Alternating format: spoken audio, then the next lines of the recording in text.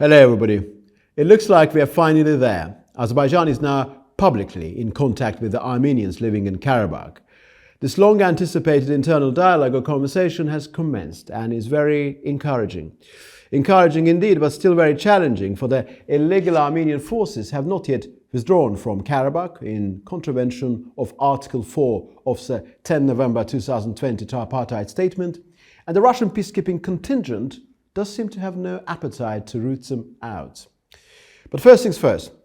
On the 1st of March, Ramin Mammadov MP, who is now the designated point person for contacts with the Armenian residents of the Karabakh region of Azerbaijan, met the representatives of the locals living in the area. This is the very first public meeting. Previous contacts prior to Ruben Vardanyan's presence in Karabakh were not publicly declared, being undertaken with the purpose of addressing specific one-off issues. The difference is that now we have a far more comprehensive outlook.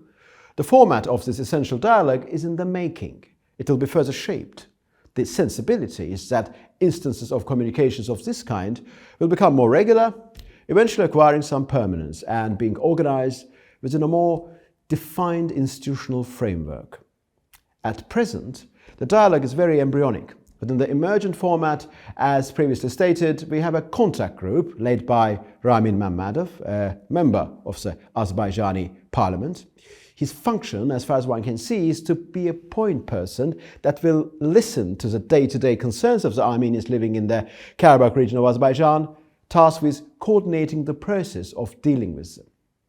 Together with Ramin Mammadov in the first meeting were Massim Mammadov, head of the monitoring group for the inspection of illicit exploitation of Karabakh's natural resources, and other members of the self-same group, experts from the Ministry of Ecology and Natural Resources, the State Service on Property Issues under the Ministry of the Economy, from the Azergold Closed Joint Stock Company.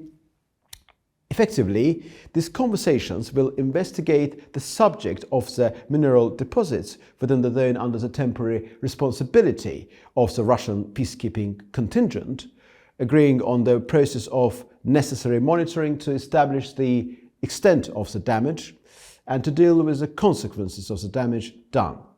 The key demands of the dedicated eco-protesters currently gathered on the Lashan-Khankandi road. Although the dialogue is yet to assume its full purview, it's very obvious that the future discussions will also address broader matters, such as the issues related to the security and rights of the Armenians living in the Karabakh economic region of Azerbaijan. Irrespective of what we may think of the first meeting, which took place on the 1st of March, this is the beginning of the process, which will culminate in the establishment of Azerbaijan's direct administrative control in Khankandi and its environs, and the reintegration of Karabakh Armenians into Azerbaijani society. The subject under discussion is inextricably connected with the logic of the Azerbaijani-Armenian peace process, which has been visibly, albeit not in a sufficiently satisfactory way, intensified in the wake of the Munich Security Conference held in February. Baku and Yerevan share a common understanding that the peace process has two elements: the interstate process between the two sides and Azerbaijan's internal dialogue with the Armenians of Karabakh. Baku has no intention of discussing the fate of Karabakh Armenians with anyone but the Armenians residing in the region themselves. Baku does not want or need any intermediary in the process. During the first meeting, which was arranged at the headquarters of the Russian peacekeepers in Khojaly, the commander of the contingent was present. His function therein was not one of a mediator or, perish the sword, an arbiter, but one of a silent facilitator. And so long as the peacekeepers are temporarily stationed in the region, this technical function is acceptable. What is critical is that the dialogue was direct and the wheels now in motion with an inexorable thrust. And if the next meeting is held outside the zone of the Russian peacekeeping contingent, somewhere in Ardam, for instance, there should be no requirement for such a role. Although the dialogue is internal, it's also public, and there's a probability that propulsion, inaugurated on the 1st of March, could later develop into an externally observable platform from the precipice of which Armenia may see a mechanism through which the security and rights of Armenians are discussed and ensured. Baku correctly seems to be all in favor of transparency, provided there is no external interference. The launch of this dialogue in this fashion may be deemed belated, and this is undeniably true. In this way, we can better appreciate the poisonous impact of Vardanyan's role, which was primarily designed by Russia to derail the nascent contact between Azerbaijani representatives and local Armenians. It should not be overlooked that Russia, through its mediatory efforts, has always given the impression of opposing this dialogue, for it wanted all communications to be made through the prism of its so-called peacekeepers, in a sense becoming the wall between Karabakh's Armenian populated section and the rest of Azerbaijan. Ironically, the point regarding Baku's direct contacts with Karabakh Armenians as a second element within the entire peace architecture is a result of the negotiations attained through the mediation of Washington and Brussels. What we recognize as being achieved through the Western platform is now being applied through the technical facilitatory role of the Russian peacekeepers. It is vital that the dialogue intensifies and becomes a platform for creating favorable conditions to ensure that by 2025, when Azerbaijan will be able to exercise its veto in relation to the prolongation of the term of the Russian peacekeeping contingent, the practical need for its presence is minimized or completely negated and superseded. Of course, not everything is as rosy as it may appear. There will be snags and attempts to derail the dialogue.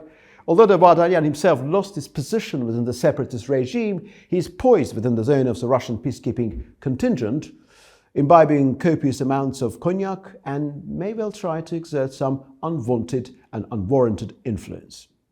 And as we now know, on the 5th of March, according to the Minister of Defense of Azerbaijan, there was an attempt to transport ammunition and personnel from Armenia to the temporary zone of the Russian responsibility using the Khankandi-Khalfali-Tursu on-surface road. Although the attempt was counteracted with the casualties, it indicates that the desire to fuel the separatism remains palpably unextinguished, and the installation of an Azerbaijani border checkpoint at the entrance to the Lachun road is a must. There's another issue which will remain for some time. For Baku, this is a dialogue with the representatives of the Armenian residents of Karabakh, but the shattered remnants of the separatist entity still physically in Khankandi. It has not yet been de facto liquidated. So, although the separatists in Khankandi may portray this dialogue as a conversation between the so-called illegal NKR and Azerbaijan on some humanitarian matters as being on an equal footing, the framework is defined by Baku.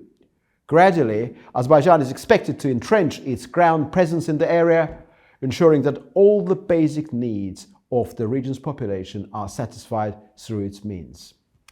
Throughout the process, a constructive new local power centre comprising representatives of local Armenians regularly in touch with what is now the contact group led by Ramin Mammadov, is likely to emerge and replace the illegal separatist regime.